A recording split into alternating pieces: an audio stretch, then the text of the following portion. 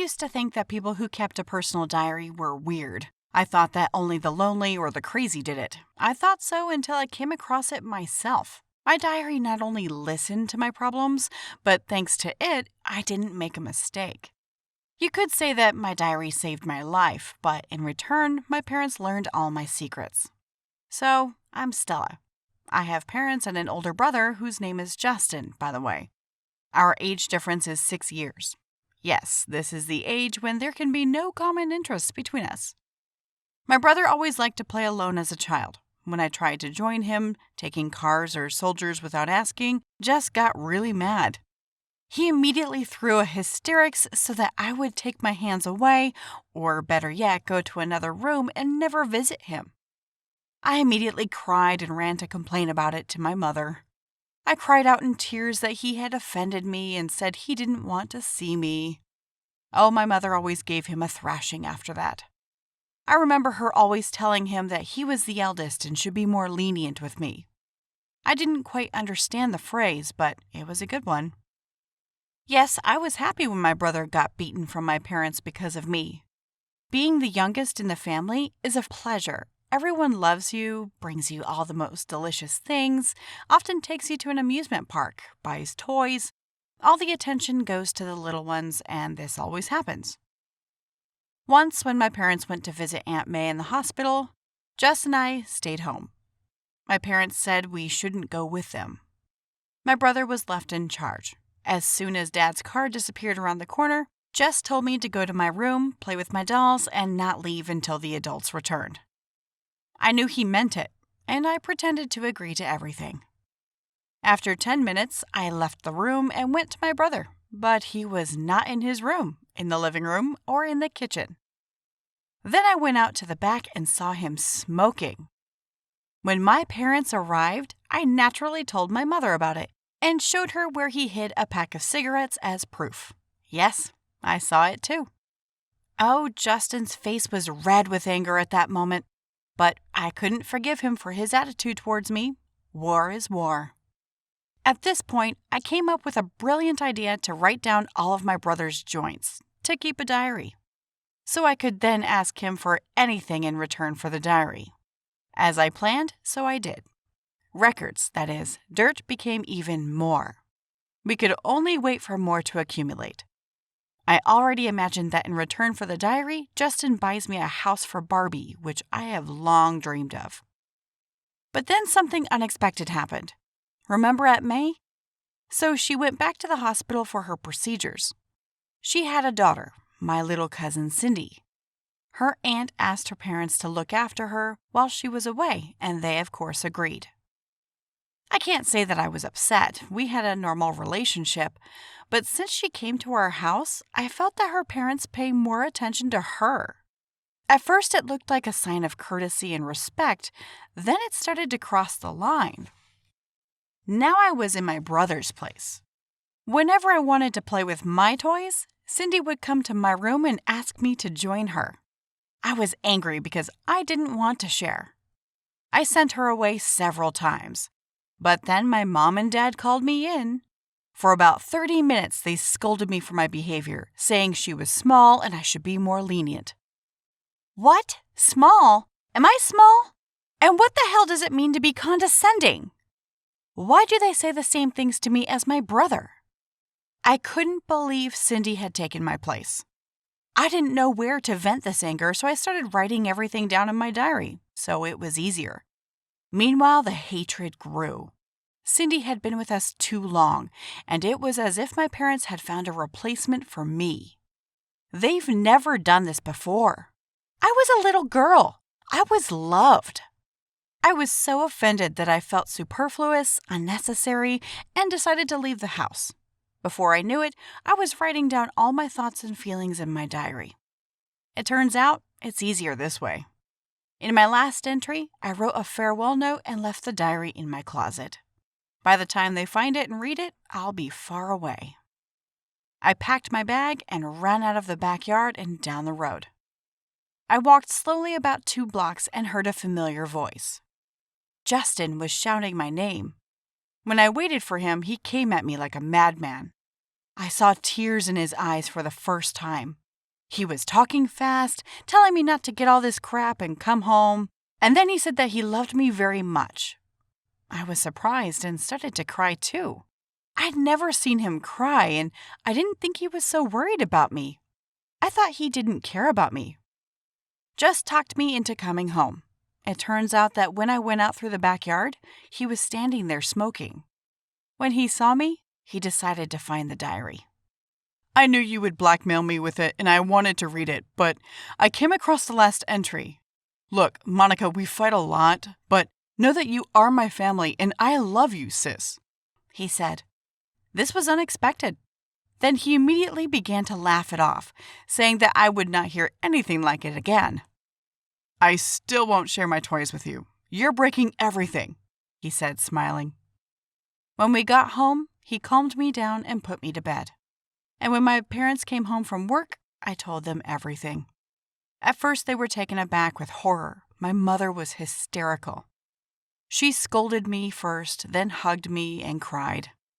I kept saying that something might have happened to me if Justin hadn't found the diary in time and run after me. This reaction was to be expected. I burst into tears and told her that it was because of my jealousy of Cindy. Mom and Dad apologized for not paying attention. They explained that they felt sorry for Cindy and tried to help her be stronger while her mother was in the hospital. My mother made me promise not to do this again and tell her about all my experiences. By the way, Cindy's mother went on the mend and soon took her daughter home. I realized that if you hide your inner resentment, the situation only gets worse. Therefore, it is better to share your experiences with your family. Hi guys, I'm Kira. Recently, some mysterious and sometimes frightening things have been happening around me. It's like some ghost is always around me and wants to hurt me. I even stopped sleeping properly because of it. I woke up in a cold sweat in the middle of the night until one day I found out all this was happening. My mom disappeared when I was 10. My father didn't tell me anything, and I didn't even know what really happened. Since then, my father and I have lived together. It was hard for Dad to work and look after me at the same time. He was very tired physically and mentally. I was still small and couldn't help. He couldn't do it for a long time, so he decided to find a woman to look after me while my father was at work. A housewife, so to speak. A very nice and kind woman came to us. Her name is Stephanie. We quickly found a common language with her and even became friends. She treated me well and tried to please me in every way. And Dad felt better. All the works carried out on the house, she and my father could work in peace. Stephanie soon became part of the family. As it turned out, she had a son named Jack. I met him 2 months later. It was the most unpleasant encounter of my life. From the first moment, he started acting like he was better than me. Jack's father left them when he was young, and Stephanie raised him herself too. Apparently from the fact that his mother loved him very much and tried not to scold him, he grew up a bully.